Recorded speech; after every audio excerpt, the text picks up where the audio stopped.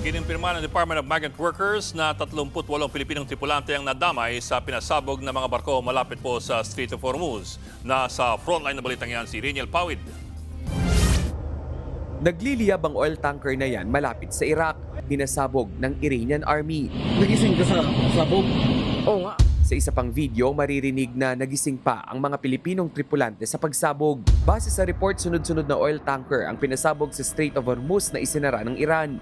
2 sa 3 barko may lulang mga Pilipino.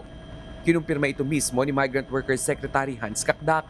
38 Pilipino ang lulan ng pinasabog ng mga barko. Sa kabila niyan, ligtas naman ang mga tripulante. Ayon sa International Seafarers Action Center, bukod sa mga tripulanteng nasa cargo vessel, apektado rin ang mga Pilipinong cruise ship members na stranded sa Gulf. So, conservatively, sasabihin ko mga 1/3 no, almost 7,000 no, mga Pilipino. Kung baka po mahigit pa. Pahirapan din umano ang komunikasyon sa mga barkong intentional na inipit sa Strait of Hormuz, Gulf of Oman at Persian Gulf.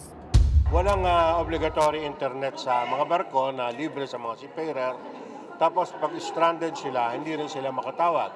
Pangalawa, yung global positioning po, naka-jam yan. Dinajam yan ng US, mga US military. Ditong Miyerkules naman ng gabi, balik bansa na ang 16 na OFWs mula Israel. Silang tumawid mula Taba Border Crossing ang nagkukonekta ng Israel at Egypt para makabiyahe pa Oman. Pagdating sa Oman, doon na sila inilipad pa Pilipinas. Sa kabila ng gyera, may mga Pinoy pa ring nais bumalik sa Middle East. Gaya na lang ni Catalina de Guzman na mula UAE. I can say na second home namin yon, and yung comfort siguro na binibigay ng UAE sa amin, yun yung sigurong pinakamagandang reason kung bakit gustong-gusto namin laging bumabalik sa UAE. Golden Visa holder na si Catalina at kanyang 2 anak. Ibig sabihin, maaari silang manirahan sa UAE ng 5 hanggang 10 taon. Inaantay na lang daw niya na matapos ang pasok sa eskwela ng 2 anak. Sa tala ng Department of Foreign Affairs, 199 ang repatriation request sa Dubai, habang 68 naman sa Abu Dhabi. Samantala, ang iba't ibang religious organization at migrant advocates tulong-tulong na rin para sa mga apektadong Pinoy sa Middle East. Binuo nila ang Church Task Force for OFW Middle East Support.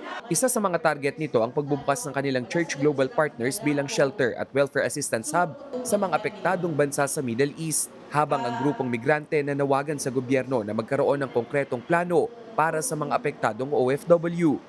Umaasa lamang po ang ating gobyerno sa plano ng iba't ibang mga host governments.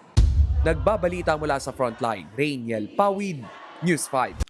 Mga kapatid, Ed Lingaw po, maging maalam at may pakialam sa mga napapanahong balita sa ating bansa. Para sa mas malilimang pagtalakay at paghimay sa mga issue at headlines, mag-follow at mag-subscribe sa social media pages ng News 5.